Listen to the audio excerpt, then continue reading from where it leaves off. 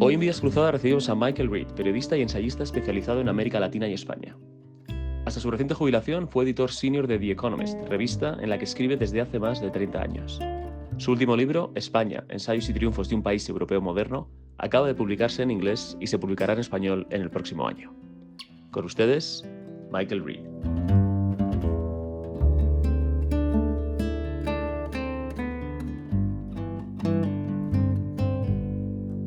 Michael Reed, bienvenido. Muchas gracias por la invitación. Es un placer tenerte con nosotros. Has publicado un libro muy interesante que se llama España, ensayos y triunfos de un país moderno, ¿o cómo lo traducirías? Bueno, esa palabra en inglés es the trials and triumphs of a modern European country. O sea, y trials es interesante en inglés porque tiene como tres sentidos a la vez. Bueno, claro, tienes uno es procesos, en el sentido judicial, ¿no? Judicial, Otro es como prueba y otro es como tribulación, digamos. Entonces, une esas cosas, ¿no? Es difícil encontrar una sola palabra en este caso, en español. Y si tuvieras tú que traducir ese título, ¿cómo lo traducirías al español? Bueno, originalmente yo quería llamar este libro El espejo español, que en este momento es el título del prólogo, ¿no? Porque yo pienso que una de mis motivaciones para escribir el libro era mi malestar con mucho del comentario sobre extranjeros, sobre España, durante los años del proceso catalán, digamos, ¿no? Y sentí que muchos de esos comentarios extranjeros decían más de la gente extranjera que los estaban escribiendo que España mismo, ¿no? Y entonces, no sé, va a salir en español el año que viene y tendré con la editora que pensar en la mejor traducción del título, ¿no? Porque hay palabras en español que son mucho más cargado de sentido que su equivalente en inglés también, o sea, funciona en los dos lados, ¿no? Este libro lo publica en inglés, en esta primera edición, Yale University Press, que es una editorial con mucho prestigio y un prestigio además académico, es decir, esto no es un libro de viajes de un periodista, sino que es un libro que tiene una profundidad y una carga, digamos, intelectual fuerte, ¿no? Y quería preguntarte primero por esa ambición, es decir, ¿qué es lo que tú ambicionas con este libro y a quién está dirigido? Bueno, tengo la suerte que este es el tercer libro que Yale me ha publicado y Yale se ha distinguido en los últimos tiempos por publicar libros que intentan como hacer puente entre el mundo académico y el lector general que está interesado en un análisis un poco más profundo que el periodismo de día a día, digamos, ¿no? Entonces, siempre con mis libros, la motivación ha sido como cuestionar las narrativas predominantes, digamos, ¿no? Entonces, la intención era cuestionar, comprender y explicar, yo diría, ¿no? Cuando uno es periodista, ¿no? Y yo tuve la suerte de trabajar muchos años en The Economist, en que había espacio para tratar de indagar más allá de la noticia inmediata, ¿no? Y analizar. Y uno quiere saber por qué, ¿no? Y cómo es que se dan estas cosas, ¿no? Entonces, ¿por qué era que España, que tenía esta transición aparentemente modélica, enfrentó en los últimos 15 años olas sucesivas de populismos, y podemos hablar más en detalle sobre eso, ¿no? Y por qué sufrió este embate, este enfrentamiento tan fuerte en 2017 entre un sector del liderazgo político catalán y sus bases y el resto del país y el resto de Cataluña. Y pensé que fue poco comprendido, esos fenómenos eran poco comprendidos afuera. Y siempre, o sea, en el caso de España, mis otros libros han sido sobre América Latina, ¿no? Sí, uno de ellos está traducido al español y el otro es sobre Brasil, ¿no? Si no me equivoco. Sí. Y en el caso de España, yo dudé mucho antes de embarcarme en hacer un libro, porque siento que hay tantos libros sobre España hechos por autores británicos, hasta demasiado. Y pensé, ¿qué puedo añadir, no? Entonces pensé, bueno, no hay tanto sobre España actual, digamos. Y yo siempre me meto en la historia porque yo pienso que la historia no determina, pero influye, evidentemente, ¿no? Entonces, pero es un libro sobre la España actual, pero para explicar la España actual voy hasta Carlos III, digamos. Bueno, cuando te preguntas qué puedo aportar o qué puede dar mi libro que no haya dado otros libros escritos por ingleses sobre España, yo diría más bien qué puede no aportar, en el sentido de lo que yo destacaría de tu libro es que no está esa mirada orientalista que está tan presente en observadores no solamente británicos, sino extranjeros en general, ¿no? Y desde el siglo XIX, como tú ambas comentas en el prólogo del libro. Quería preguntarte, ¿por qué crees que es tan difícil para un observador extranjero, fundamentalmente, como es tu caso a lo mejor inglés, el desprenderse de esa mirada orientalista para analizar los problemas de España? Yo pienso que se aplica a América Latina también, esa mirada orientalista desde Estados Unidos o desde... Bueno, por supuesto, sí. O desde Europa, ¿no? Sí. España incluida, seguramente. En ese caso, España incluida, sí. Y a ver, creo que tiene que ver con el romanticismo, ¿no? O sea, y el paternalismo, ¿no? Y al comienzo hablo de los dos mitos sobre España en las miradas extranjeras. Uno es la leyenda negra y la otra es la visión romántica que empieza en el siglo XIX de parte de franceses y británicos. La España sensual, atrasada, premoderna, holgazán, la España de Carmen, la ópera. Ahora, ¿por qué se da? Yo pienso que porque parte del atractivo, yo pienso que para muchos británicos de España y para muchos españoles para el Reino Unido, es el otro, es ese contraste al nivel de cómo vivir la vida, ¿no? Y claro, había también esos orientalismos tienen que ver con una dificultad de comprender, tal vez una negación de comprender, de intentar comprender, y también tiene que ver con desigualdades históricas en los niveles de desarrollo, ¿no? Entonces yo pienso que están mezcladas todas esas cosas.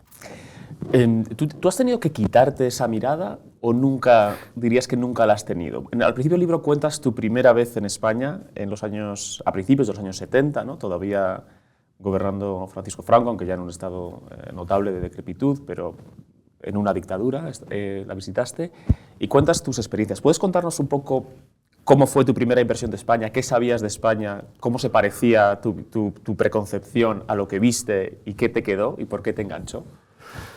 Sí, efectivamente, mi primera visita a España fue en el verano de 1971, mi primer verano universitario, y con dos amigos fuimos en un Volkswagen Combi muy destartalado a Marruecos y para comprar hashish.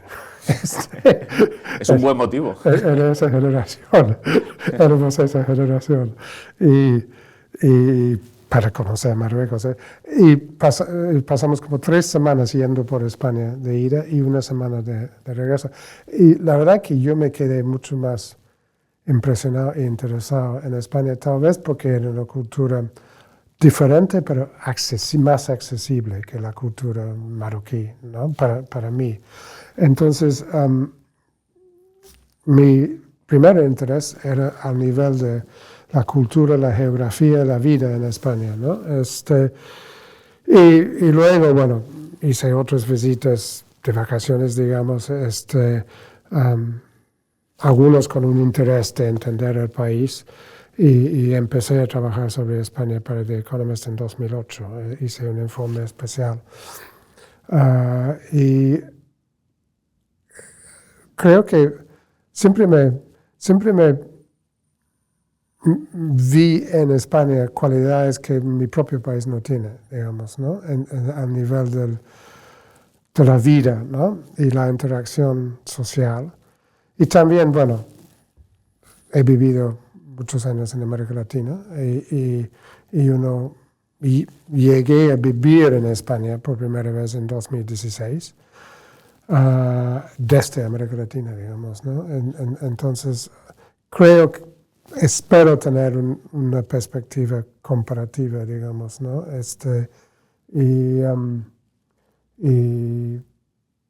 Sí.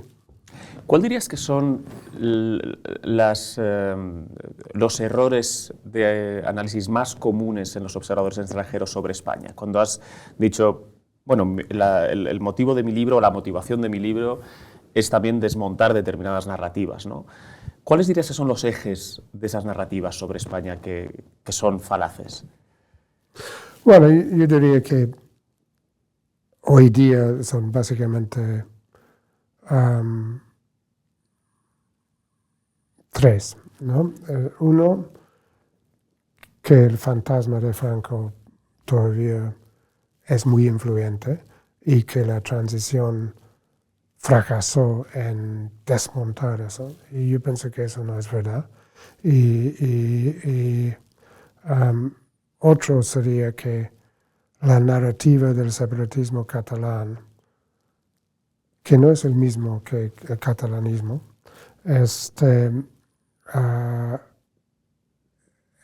era mucho más exitoso en venderse en el mundo que la narrativa de la España constitucional. Y tercero, la idea que este es un país que tal vez está más entre los españoles que los extranjeros, pero que este es un país profundamente corrupto e inútil. Yo pienso que esa es una exageración, ¿no? Pero resumiendo, es la idea del excepcionalismo español, ¿no? Que Spain is different, en la famosa frase de Manuel Fraga, queriendo decirlo en otra forma, con otro significado. Y realmente la tesis del libro es que todos los países tienen sus excepcionalismos, sus especificidades, pero que muchos de los fenómenos que acabo de mencionar son problemas de las democracias en el mundo hoy día, ¿no? Y que en España no es particularmente excepcional en eso. Hay una dimensión de particularidad que es la fuerza de los nacionalismos periféricos. Entonces, y por eso voy hasta Carlos III. Entonces, eso tiene que ver con... Hay una explicación, ¿no? Que es la geografía, o hay explicaciones, la geografía, la forma en que se industrializó España en las costas, y la debilidad relativa del Estado en España en el siglo XIX y comienzo del siglo XX. Digo debilidad relativa porque creo que la investigación histórica contemporánea no acepta que fue una debilidad absoluta, como antes se pensó. Pero sí, en términos... y en el libro comparo la construcción del Estado-Nación francés con la construcción del Estado-Nación español, porque creo que el afrancesadismo, si se puede decir eso. Sí, ¿por qué no? Es una corriente intelectual muy profunda en España, ¿no? Y entonces hay un estudio clásico de un historiador rumano-americano, estudioso, especialista en Francia, Eugene Weber, que el libro se llama Peasants into Frenchmen, o sea, campesinos convertidos en ciudadanos. En ciudadanos. Y él demuestra con mucha evidencia de que a mediados del siglo XIX Francia era un país mucho más plurinacional, digamos, que España, ¿no? Con mucho más idiomas regionales, ¿no? Y el Estado-Nación francés, nacido de la Revolución, impuso la construcción de un Estado-Nación único, digamos, ¿no? A través del idioma francés, a través de la educación pública gratuita y universal, a través de una expansión muy grande en los ferrocarriles y carreteras, sobre todo secundarios, en ambos casos, y a través de la universalización del servicio militar, que antes había sido un castigo a los campesinos, ¿no? Y se hizo universal, y se hizo como una escuela de ciudadanía, ¿no? Todas esas cosas se dieron en España en el siglo XIX, pero se dieron menos, ¿no? Entonces, eso fue una diferencia importante, ¿no? Sí, de hecho, la historiografía lo que ha confirmado ahora que es que el excepcionalismo es el francés, ¿no? Es decir, lo extraño es que... Claro, Italia es mucho más parecida a España, por ejemplo. Claro, que pueda haber, que sea un modelo de Estado-Nación tan canónico, ¿no? Aunque, como tú dices en ese libro, yo recuerdo una parte en la que cuenta que poco antes de la Primera Guerra Mundial, todavía había personas que no hablaban muy bien el francés en Francia, ¿no? Incluso que si les preguntaban de dónde eran, se referían a su región más inmediata, pero tampoco tenían una noción de... Era un proceso largo. Claro, una noción de pertenencia, ¿no? Básicamente. Estamos hablando de los problemas, digamos, de España, de la construcción nacional española o de esa uniformidad nacional española. Sin embargo, hay problemas como esos que han aflorado más en los últimos años de lo que pensábamos. Pensábamos que muchos están resueltos. Y te quería preguntar, ¿crees, esto es una pregunta contrafáctica completamente, pero si hubieras escrito este libro en el año 2000, ¿crees que la historia de España hubiera sido una historia de España solamente de éxito? ¿Esa historia reciente de España desde la transición al 2000? Seguramente mucho más de éxito, porque había habido 25 años de construcción exitosa de una democracia. Había habido 40 años de crecimiento económico y construcción de una clase media. Había habido la emergencia de una sociedad más tolerante. Había habido la reencontrarse con la tradición europea principal, digamos, claro, ¿no? Y a través de la Unión Europea, la Comunidad Europea. Ahora, yo pienso que ya, cuando hice ese informe especial para The Economist en 2008, yo sentí que había bastantes problemas y preocupaciones que estaban ya emergiendo y había bastante negación en ese momento, ¿no? Y intitulé ese informe especial The Party's Over, se acabó la fiesta. Y tuvo un impacto que me sorprendió en España y esa edición de The Economist vendió como 20,000 copias adicionales en los kioscos, ¿no? Que para nosotros es mucho. Y evidentemente esas tensiones y problemas fueron intensificados por la crisis financiera y la depresión económica que España sufrió, ¿no? de 2009 a 2000. Bueno, tú lo expresas muy bien en el libro porque dices recesión, austeridad y corrupción son 3 ingredientes letales para cualquier democracia. Sí. Y tú, claro, empiezas a escribir sobre España en el año 2008, entonces vives todo ese proceso, el cambio de gobierno en el año 2011 y ese proceso de falta de confianza, de efervescencia social, el movimiento de los indignados. ¿Cómo veías España en ese momento en el que parece, como tú escribes, que digamos que una promesa se ha roto, la promesa de ese país en el que todo parecían triunfos, de repente empieza su proceso, por seguir utilizando esta palabra, y hay un juicio sobre todo lo que ha sucedido? No, yo, o sea, en ese tiempo hice unas visitas, pero empecé a vivir aquí y ser corresponsal de Economist. En el 16, ¿no? En el 16, ¿no? Y me acuerdo, y lo escribo en el libro, ¿no? Que una visita en 2012 en el invierno y había un ambiente de depresión psicológico de la gente, había mucho malestar, había el problema de Bankia y realmente el robo de los ahorros y el problema de las cajas y de las hipotecas. Entonces fue un momento que explica mucho por qué estos 3 populismos, ¿no? Que toman distintas variantes, ¿no? Porque era un momento de... Bueno, en el libro explicas estos 3 populismos, pero para la gente que no haya leído el libro, ¿te refieres a Vox, un populismo por la derecha? Me refiero en orden de apariencia, digamos. En orden de apariencia. Los indignados y Podemos desde la izquierda populista. Luego la mutación del nacionalismo catalán al separatismo, que era un populismo, para mí, un populismo nacionalista, tipo Brexit. Aunque tenía otras lecturas también, pero... Sí, pero tenía ese componente, sin duda. Tenía ese componente. Y tercero, Vox, que es...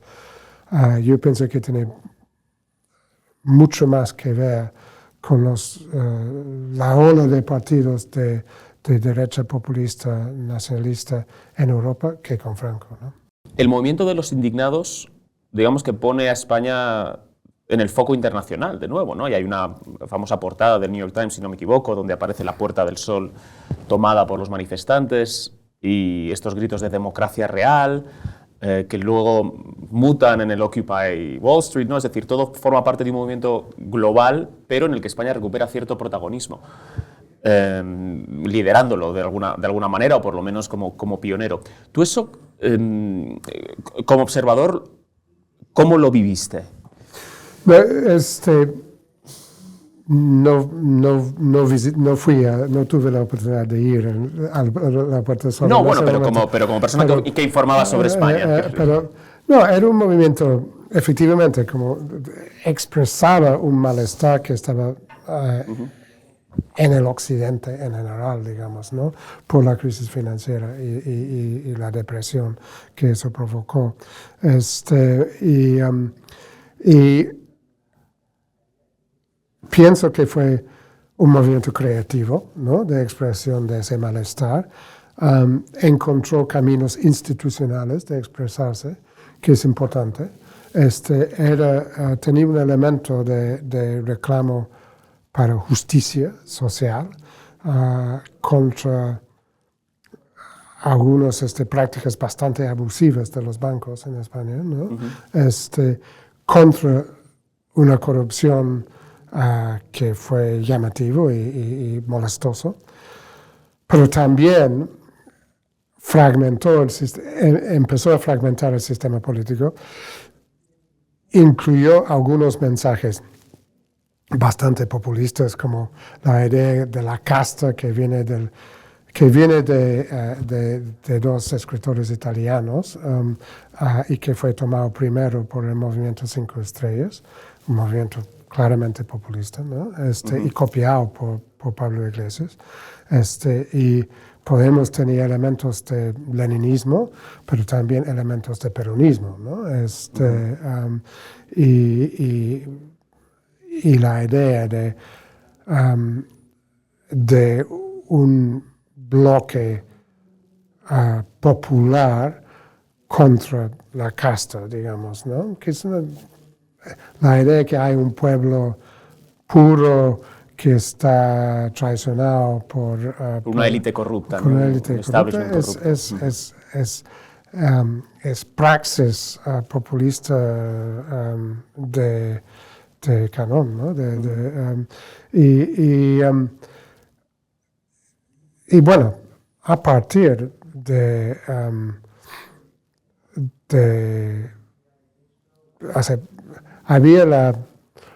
aparentemente había una normalidad en la elección de 2012, ¿no? Que como si no hubiera pasado nada, que gana el PP con mayoría absoluta. Pero 2011, noviembre de 2011. 2011, sí. perdón, gracias. No, sí. Pero eso fue el último gobierno con mayoría, ¿no? Entonces el sistema político fue afectado profundamente por esos acontecimientos. Pero efectivamente era un fenómeno, en resumen, era un fenómeno complejo con varias lecturas contrastantes.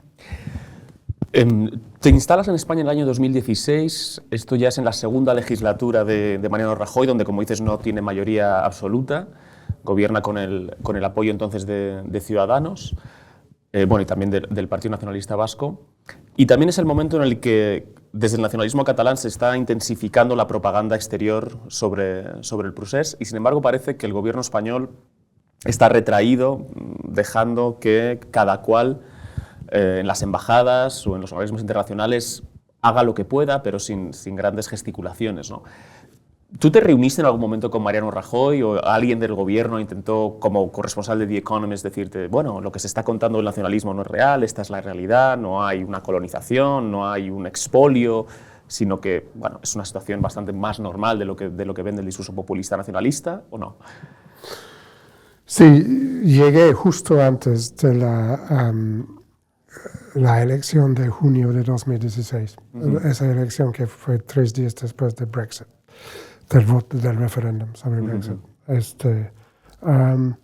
Y o sea, había hablado con Rajoy antes, lo entrevisté en conferencias de The Economist aquí, ¿no? Pero hablé con varios ministros y en la Moncloa nos citaron a los corresponsales para explicar su posición, sí. Pero efectivamente el mensaje del gobierno era mucho menos efectivo en el exterior. Y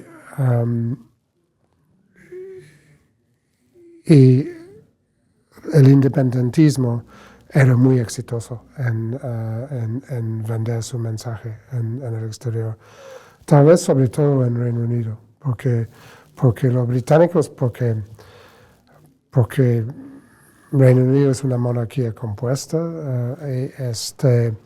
y no tenemos una constitución escrita, no tenemos esa tradición constitucional que es dominante en Europa, en que la indisolubilidad territorial es un principio constitucional básico que viene de la historia de Europa, continental, evidentemente, y porque Escocia se juntó voluntariamente a Inglaterra en el Acta de la Unión en 1707, así bien me acuerdo.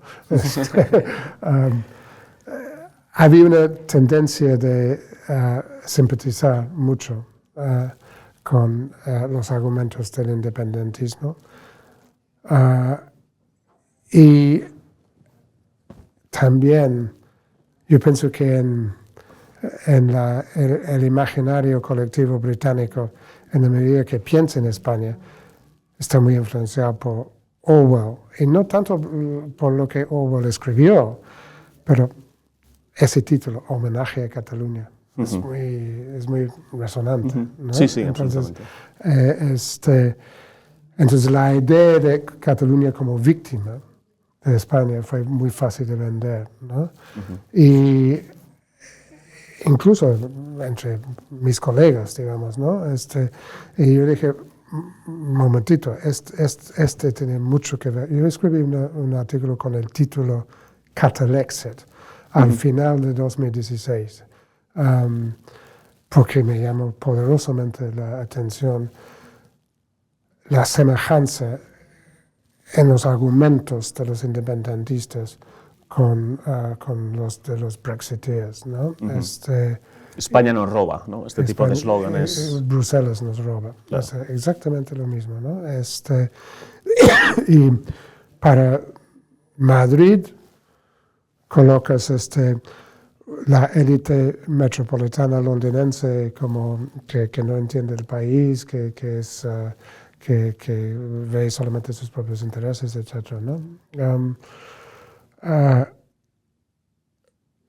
Pero pienso que, a ver, lo que yo traté de explicar es que había dos Cataluñas y que la Constitución y el Estado autonómico eran logros, sobre todo de la izquierda, logros históricos, sobre todo de la izquierda, y que había muchas formas en que se podría atender las demandas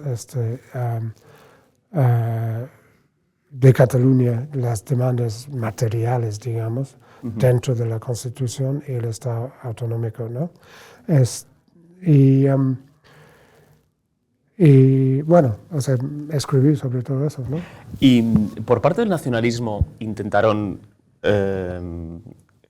digamos, corregirte en algún punto, es decir, viendo su éxito entre otros colegas tuyos corresponsales, otros cronistas que si bien no apoyaban, porque también yo creo que desde el punto de vista, por decirlo así, unionista, se sobrevaloraba también lo que decían algunos corresponsales, ¿no? Pienso en el New York Times,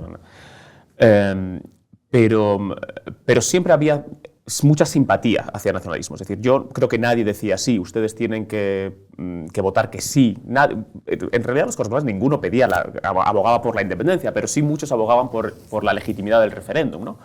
Entonces, bueno, al ser tu posición digamos, un contraste respecto a la de otros corresponsales, desde el gobierno de Cataluña intentaron convencerte de que estabas equivocado en algún momento. No, claro, o sea, y desde la ANC y todo esto, ¿no?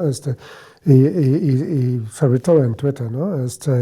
Pero escribieron cartas y todo eso, bueno, perfecto, o sea, bienvenido, o sea, es su derecho y nosotros publicamos muy pocas cartas en The Economist que dicen qué maravilla el trabajo de ustedes, ¿no? La idea de la página de cartas es que los lectores pueden expresar sus discrepancias, ¿no?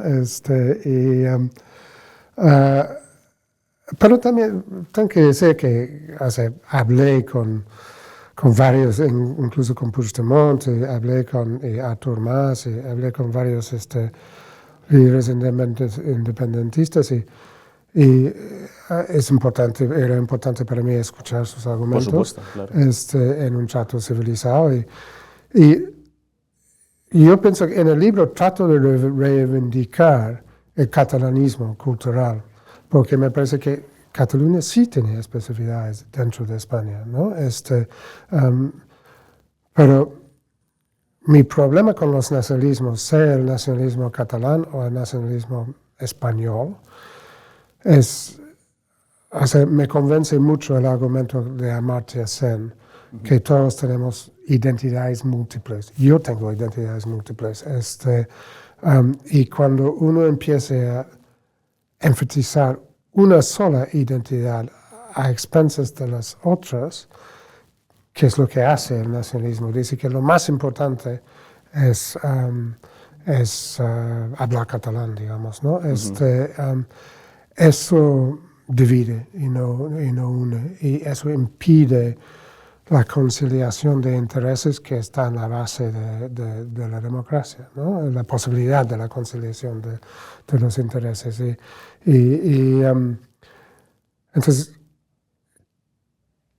había el argumento muy atractivo de parte del independentismo, sobre todo el argumento que proyectaron para afuera, que es que esto no tenía nada que ver con el nacionalismo, que era un ejercicio de democracia radical, digamos, ¿no? Interesantemente, el mismo argumento que usaron los brexiteers, que no era nacionalismo, era un ejercicio de la democracia radical, ¿no? Pero cuando rasguñas un poco, uno encontraba el discurso de un solo pueblo, ¿no? Mi pronunciación en catalán es espantosa. Pero, ¿y qué es un discurso identitario populista, ¿no? Porque hay mucha diversidad en Cataluña. Cataluña me parece un lugar maravilloso, ¿no? Y con mucha riqueza cultural. Entonces, yo pienso que se puede respetar esa tradición cultural, se puede respetar el idioma catalán, pero no tiene que ser la base de un nacionalismo excluyente, ¿no?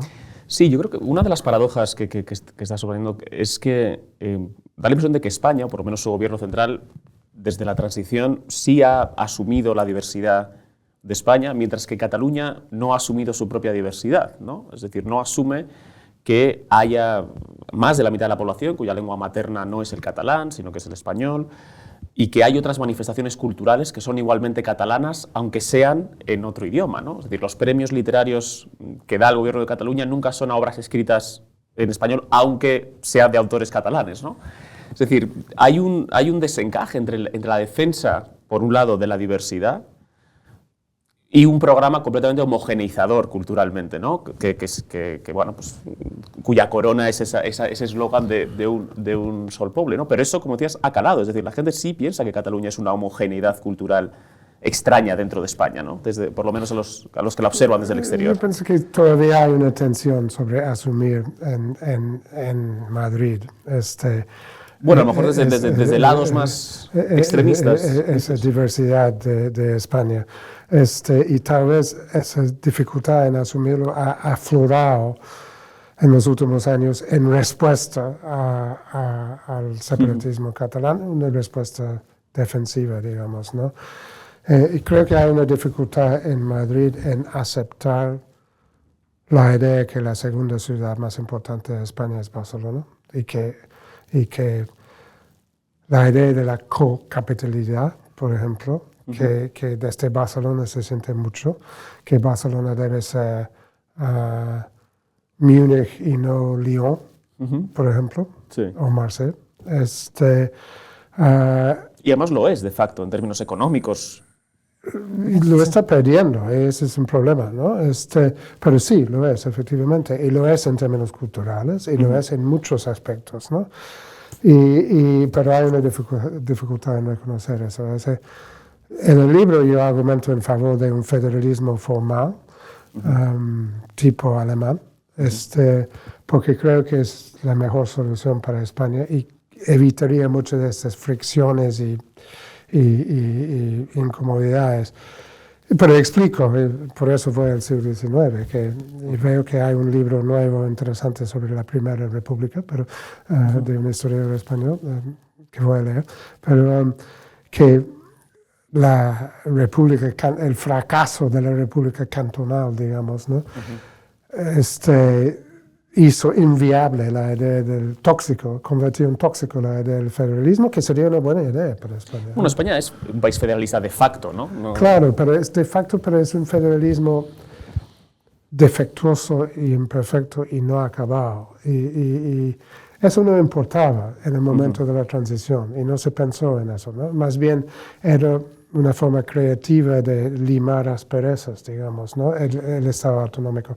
Pero que con el pasar del tiempo esos defectos se hacen más complicados, que es un proceso sin acabar, que no se ha llegar a un acuerdo sobre el grado de asimetría dentro del Estado autonómico o no. Por ejemplo, el papel de la falta de un Senado como Cámara Federal, la falta de distribución de funciones estatales en el territorio, todas esas cosas que son problemas, ¿no? Sí.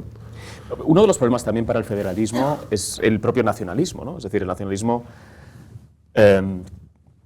siente que es diferente, casi por propia definición. Es decir, mientras que el federalismo, por lo menos un federalismo canónico, dotaría a las distintas federaciones de unas mismas competencias, por ejemplo, ¿no? Mientras que el nacionalismo siempre quiere ese elemento distintivo. Yo creo que el nacionalismo también es un freno para un posible federalismo, y también por la propia lealtad que exige el federalismo, ¿no? El federalismo sí exige una lealtad y eso regional, hubiera ¿no? sido muy útil, porque era un elemento que faltó. Pero yo diría que en eso, que, o sea, como mencionamos antes, hubo un intento de construir un Estado-nación en el molde francés en España que fracasó y no tuvo éxito, no se logró de todo, pero sería mucho más interesante para España un modelo, siempre va a ser su propio modelo, pero digamos una influencia o inspiración alemana que sería más acorde con la realidad de España, ¿no? Sí, en eso estoy absolutamente de acuerdo. Tendrían que darse también, es decir, tendríamos que también tener a los alemanes, a lo mejor, como ciudadanos para poder hacerse. Es como Felipe González habló de que solo faltaban políticos italianos, ¿no? Sí, Después que España había optado por un sistema político italiano, ¿no? Claro, no, pero quiero decir que muchas veces es una cuestión de cultura política, ¿no? Es decir, aunque adaptemos medidas que adoptan en Escandinavia, a lo mejor lo que nos falta son los escandinavos para...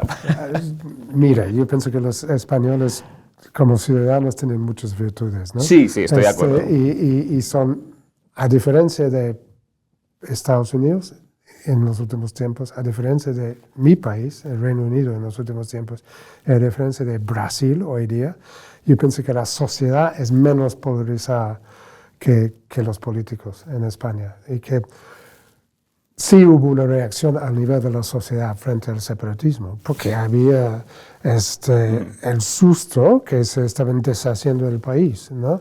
Pero la política de distensión de Pedro Sánchez frente a Cataluña, que me parece a grandes rasgos correctos, yo sé que muchos colaboradores de este periódico no lo comparten. Discrepan conmigo, pero no ha producido en la sociedad, no hubo en la sociedad una reacción contra los indultos, por ejemplo, ¿no?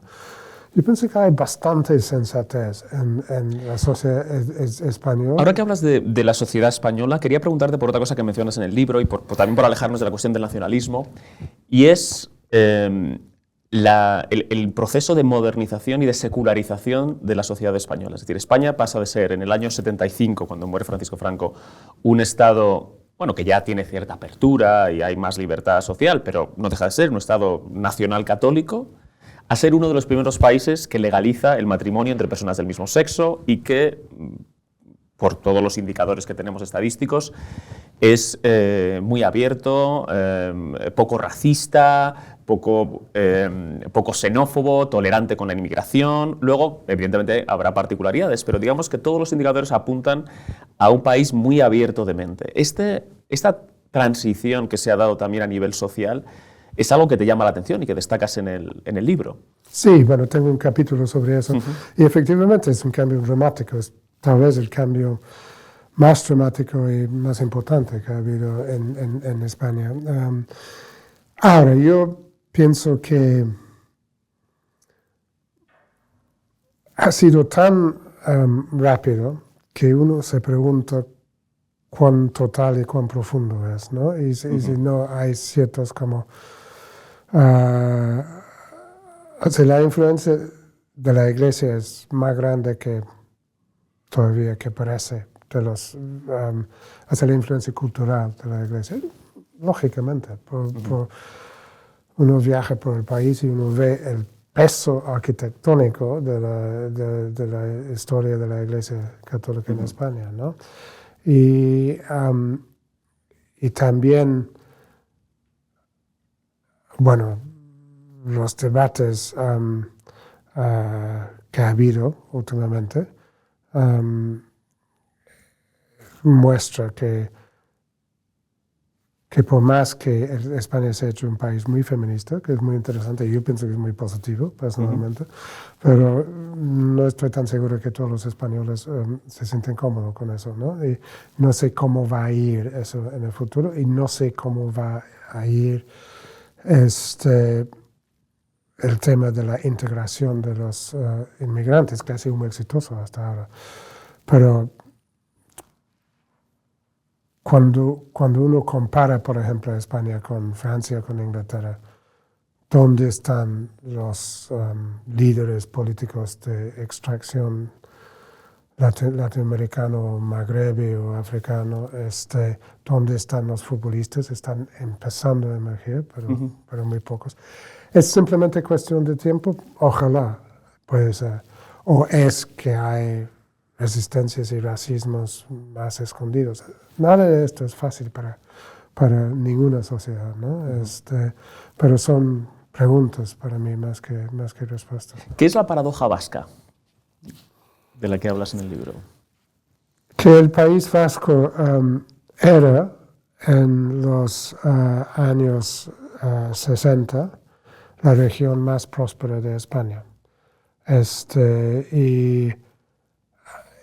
Y sin embargo es la región donde en los próximos 40 años surge y pervive un terrorismo atávico, ¿no?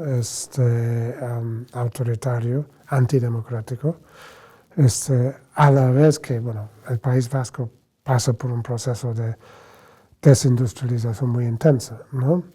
Pero luego retoma un camino de éxito, con ETA aún actuando, retoma un camino de éxito de reestructuración económica y reindustrialización en parte. Y vuelve a ser, con Madrid, la región más próspera de España, y ETA sigue, ¿no? Hasta hace poco, en términos históricos, ¿no? Entonces, eso es un paradojo, ¿no? ¿Y dirías que eres optimista respecto al futuro de España? Lo que estás viendo ahora que vives aquí y estás observándolo también como un ciudadano. Yo siempre he tenido una actitud optimista frente al mundo, ¿no? Ya no. Yo pienso que estamos en un mundo muy complicado, muy peligroso. Ha habido un cambio de época en que hay enfrentamientos geopolíticos, una guerra en Europa, guerras culturales, entre comillas, la política de identidades en el mundo y una erosión del amplio centro democrático reformista moderado, ¿no? Y en Europa,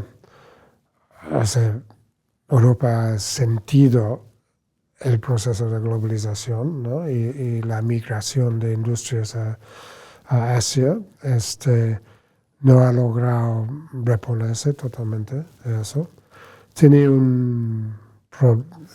La migración es a la vez solución y problema en Europa. Es un problema sociopolítico sin solución hasta ahora y creo que solamente se va a intensificar. Entonces, dentro de ese contexto, yo pienso que hay que destacar que España, Sánchez con todos los defectos que podría tener, y tenía algunos, en inglés, he has kept the show on the road, ¿no? Ha logrado que la democracia española ha logrado una cierta gobernabilidad con un gobierno de coalición, que inédito, un gobierno de coalición en España. La democracia sí, hay aspectos que preocupan, detalles que preocupan, pero se recoge la basura en la mañana, la sociedad, el país está pacífico, cuando no hay pandemias y no hay recesiones, España, no hay crisis financiera, pero España crece económicamente. Hay problemas, claro, hay problemas del paro, hay problemas de la baja calidad de educación, hay problemas con la falta de modernización de la administración pública, que un gobierno progresista realmente debe importarle mucho más. Hay tensiones no resueltas, sobre todo con Cataluña. En algún momento Bildu va a entrar en el gobierno vasco, vamos a ver. Pero dentro del contexto general, yo diría que no está tan mal España. Tal vez, y esto no es un excepcionalismo, pero un aspecto que va a dañar a España más que otros lados es el cambio climático. Tuvimos una anticipación de eso el verano pasado y España va a estar muy afectado. ¿Va a ser vivible Madrid en 10, 15, 20 años en los veranos? Pregunto, ¿no? ¿Va a haber más desertificación en el sur? ¿Va a ser viable la agricultura existente en partes del país? Preguntas, ¿no? Pero dentro de todo, yo diría que no está tan mal. No está tan mal. Muy bien, Michael, muchísimas gracias. Terminamos con la pregunta habitual, que es pedirte que nos recomiendes a alguien para venir aquí o para entrevistarlo donde pudiéramos. Mira, yo diría, y pensando en The Objective y la posición política de muchos de sus escritores, columnistas, yo diría que es importante escuchar al PSOE histórico, digamos, para ustedes, ¿no? Sí. Porque escuchan otras voces de otra parte del espectro político más. Entonces, yo diría que alguien como Ignacio Urquizo, que tiene la gran virtud, que es académico y político, y que ha sido alcalde los últimos 4 años de Alcañiz, en Aragón, del socialismo socialdemócrata clásico, digamos. Es alguien que reflexiona mucho sobre la realidad política de España. He leído 2 de sus libros. Cuando era diputado hablé con él un par de veces. Me parece una persona interesante, inteligente y sobre todo que tiene la perspectiva de haber gobernado una ciudad de 20-25 mil habitantes, que es en la España vacía, ¿no? Entonces yo pensé que hay elecciones interesantes ahí, ¿no? Perfecto. Pues tomamos nota porque además, bueno, no sé si tenías alguna otra sugerencia. Bueno, iba a decir que, aunque esto no es viable, ¿no? Pero a mí me parece muy importante que España preste más atención al Magreb, porque parte del futuro de España se va a decidir ahí. Y es un problema de política exterior muy álgido, muy complicado. Se habla mucho más de América Latina en España, a nivel del discurso sobre la política exterior, pero el Magreb es mucho más importante, finalmente. Y diría que yo tengo un gran colega en The Economist. Acabo de jubilarme de The Economist, pero mentalmente no me he jubilado. Sí. Pero que es un gran arabista, que se llama Nicholas Pelham, que fue detenido en Irán por varios meses. Y bueno, finalmente lo soltaron, felizmente, ¿no? Tiene un conocimiento del mundo árabe que tienen los grandes periodistas, ¿no? Entonces me parece interesante. Pero, bueno, sí, sería muy interesante. No sé, dudo que hable español. Y está en Medio Oriente, ¿no? Bueno, podríamos organizarnos para hacerlo a lo mejor en inglés y que nos pongan unos subtítulos o algo parecido. Bueno, Michael, muchísimas gracias. No, gracias a ti, es una conversación muy interesante. Ha sido un placer. Grata. Gracias.